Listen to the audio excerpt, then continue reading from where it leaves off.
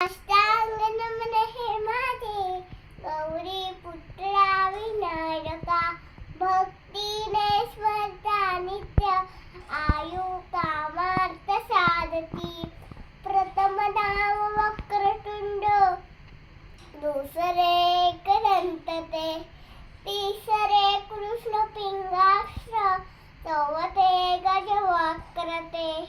पाचवे श्री लंबोदर सहावे विकट नावते सातवे विघ्न राजेंद्र